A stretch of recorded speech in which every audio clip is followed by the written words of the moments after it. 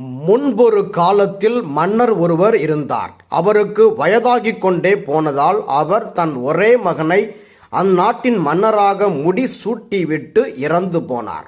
இதையடுத்து புதிய மன்னர் மக்களை எப்படி ஆளப்போகிறாரோ என்ற எதிர்பார்ப்பு மக்கள் நடுவில் ஏற்பட்டது.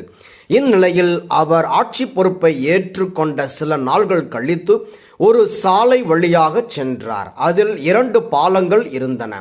அந்த 2 பாலங்களும் உடையும் நிலையில் இருந்தன. இதனால் அவர் அவற்றை புதிதாக கட்ட முடிவு செய்தார்.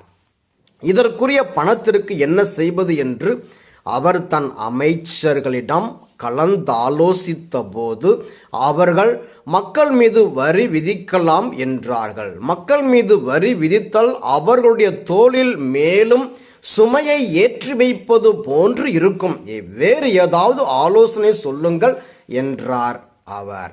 அப்போது அந்த அமைச்சரவையில் இருந்த ஒரு வயதான அமைச்சர், நாட்டில் பல தேவையற்ற திட்டங்களுக்கு நிறைய பணம் ஒதுக்கப்பட்டிருக்கின்றது.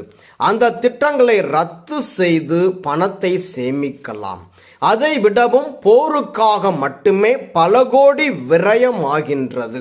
அண்டை நாடுகளோடு நாம் நல்லுறவை ஏற்படுத்தி கொண்டால் அந்த பணத்தையும் கொண்டு நாட்டில் பல நல்ல திட்டங்களை செயல்படுத்தலாம் என்றார். இதை கேட்டு பெரிதும் மகிழ்ந்த மன்னர் அவரை வெகுவாக பாராட்டினார். மேலும் அவர் சொன்ன பல நல்ல ஆலோசனைகளையும் கருத்தில் எடுத்துக்கொண்டு மக்களுக்கு நல்லாட்சி வழங்கி மக்களை நீதியோடும் நேர்மையோடும் வழிநடத்தி சென்றார். ஆம், இந்த நிகழ்வில் வரும் மன்னர் தன்னிச்சையாக செயல்படாமல் அமைச்சர்களோடு கலந்தாலோசித்து நல்ல திட்டங்களை செயல்படுத்தி மக்களை நீதியோடும் நேர்மையோடும் ஆட்சி செய்தார்.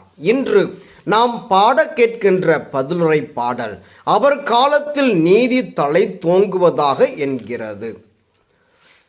திருவிவிலிய பின்னணி: எல்லா மன்னர்களாலும் மக்களை நீதியின் பாதையில் வழி நடத்திட முடியாது.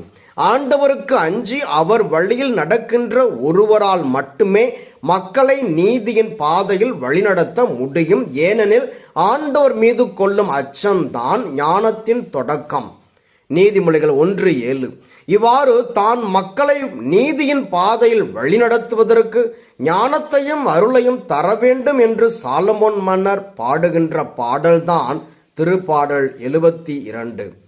இத்திருப்பாடலில் சாலமோன் மக்களுக்கு நீதி தீர்ப்பு வழங்கும் ஆற்றலை தாரும் என்று மன்றாடினாலும் அவர் ஆண்டவரோடு நிலைத்திருந்த தொடக்க காலகட்டத்தில் மட்டுமே